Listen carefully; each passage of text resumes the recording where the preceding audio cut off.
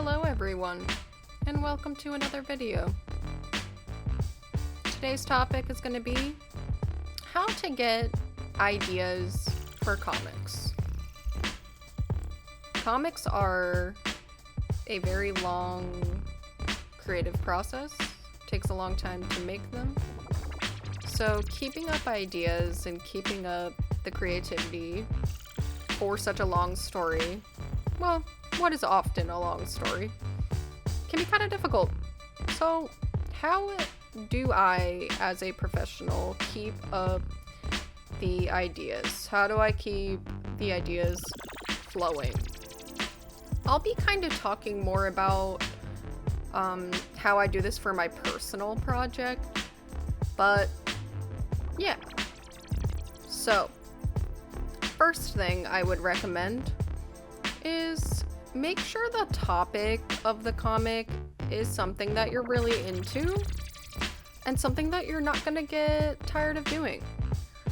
This can kind of apply to whether this is a personal project or even affecting the commissions that you take, because if you're just really not into it, you're not going to want to work on it, and you're also probably not going to put as much effort into it, and it's probably not going to turn out as good. So we want something that we're passionate about. Like I said, this is a long game. And if you couldn't tell, my personal hyperfixation is vampires, so if anyone wants to commission me for like vampire related stuff, it's pretty much always an immediate yes. And then, of course, my personal project is about vampires, so it's my hyperfixation. It is something that I am really obsessed with, so I just don't really get tired of it. It helps me keep going. Another way to get ideas for your comic, and I would kind of recommend doing this no matter what, even if you are full of ideas, is do research on the topic that you are writing about or drawing, not only to generate ideas, but also to kind of have like a thorough understanding of the particulars of your plot, your characters, maybe the historical context, scientific facts, right? Like, for example, I'm not a theoretical physicist, but a lot of this story is kind of about like science fiction and also like cosmic horror, and like I just want it to make sense. I want it to feel as real as possible. So I did have to read a lot about like, I don't know, I guess like scientific theories on other dimensions and like how matter works, so that the story would just like make more sense. It would all add up, that there's not like plot holes or, again, just things that don't make sense.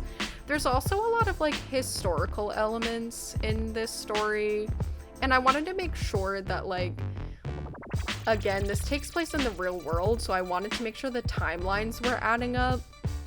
So I had to kind of research like Spanish conquistadors and like when they discovered certain things and when that information got back to Europe.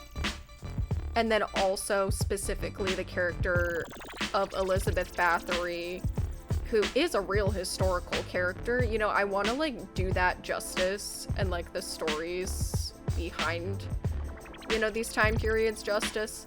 So yeah, so not only is researching what you're talking about going to help you avoid loopholes, but a thoroughly researched story is going to feel more real and feel more,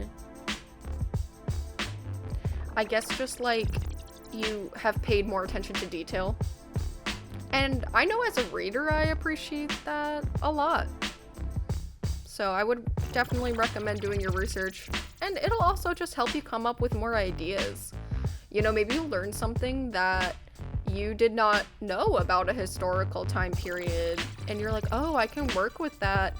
Or you learn a new scientific fact.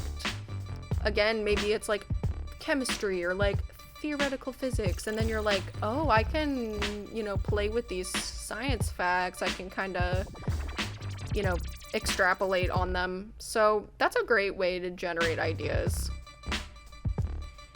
Back to the first point, kind of, just like ask yourself what you enjoy drawing. What did you like to do when you were a kid? What fascinates you? I find a lot of inspiration in those things. I also find a lot of inspiration from other comic artists, and I just kind of Frankenstein the pieces that I like into my own work. Speaking of other creatives, I think it's a great idea to bounce ideas off of other creatives, whether they don't have to be comic artists or comic writers. They can be musicians, they can be, I think, really any creative medium. We all kind of think alike, and we also consume a lot of similar media. So yeah, so bounce ideas off of your friends that do other creative projects. I love personally to chat with my friends in Discord, and we just hang out and get ideas from each other. And it's a lot like being back in the classroom or the studio, just having other artists BS around and like come up with stuff. I also find when you're feeling out of ideas, you just can't come up with anything, you're really uninspired, it may be time to fill your cup, right? It might be time to take in because you put out too much. And what I mean by that is it might just be time to sit down and watch your favorite movies, watch a new movie, play some video games, and just like goof around with really anything that has art content in it. When you're feeling really drained and uninspired again, that can be a sign that you haven't taken in enough content, Read more comics, read more books, and pull from those things for ideas. I think also it's very important to consider the reader. If you are a maker of comics, you're gonna have a pretty different perspective of like the process and also the product. But at the end of the day, it really is like for the reader, and they're gonna have a different perspective than you. Consuming the content and making the content is definitely a really different relationship. So talking to your friends, your family, your readers, whoever is reading your comics, seeing your art, ask them their perspective and get some ideas from them. That's a great place to take notes, because also I've noticed that has helped me to make my plots a lot more digestible, because this comic, actually Scorned in particular, it's still a complicated kind of cerebral plot, but it is nowhere near as complicated and cerebral as it once was. And I needed a friend to kind of just tell me, like, this is too complicated and I'm having a really hard time following. At first I was like, wow, I didn't realize this only made sense to me. Like, I have to make this more digestible for an audience. And you might not care about that. I feel like I make content for other people, so I want to make sure that they're enjoying it. So that's also a great place to get ideas, whether you need to like condense something or add, subtract. Your readership is going to be a great place, even if it's just one person, one friend. Getting that outside perspective is going to be really helpful. Sometimes it can hurt, especially if the project is your baby. But you can take it. You can do it. And I think you have to, if you want to be a successful artist, you have to be able to take criticism.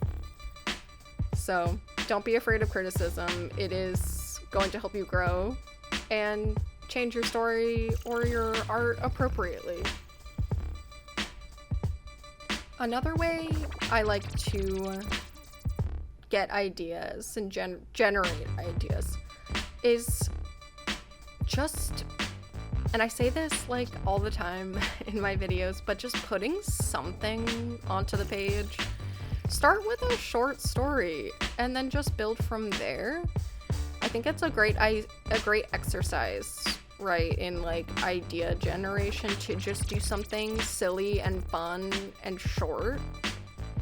And there's just less pressure to perform on a shorter story. I have psyched myself out by doing projects that were just so big and then you never finish them.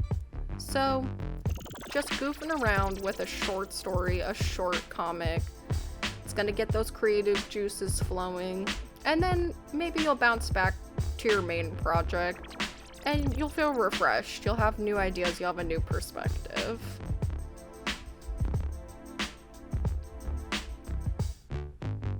And like I mentioned earlier, talking with other creatives is great, but working with another creative on your comic is also awesome. So maybe you're more into the drawing part, you just want to make the comic, you don't really want to write it, or vice versa. Maybe you just want to like write the story and you don't really want to do the art.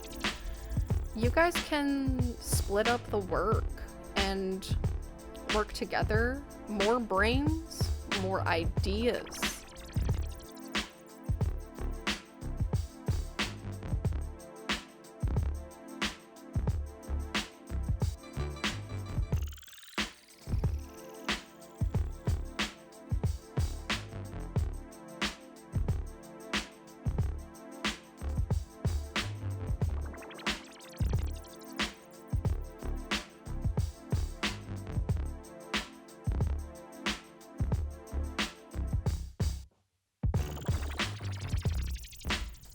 Well, I hope this was helpful. I hope that you guys are gonna generate so many incredible comic ideas just from watching this video. Thank you so much for watching to the end of the video. You are the best. Also, update, we are at like 350 subs. That's amazing. I'm so happy. But yeah, so very exciting, and like I said, I just hope this channel helps people grow and make lots of cool comics. So thanks again for watching, and I will see you in the next one. Bye!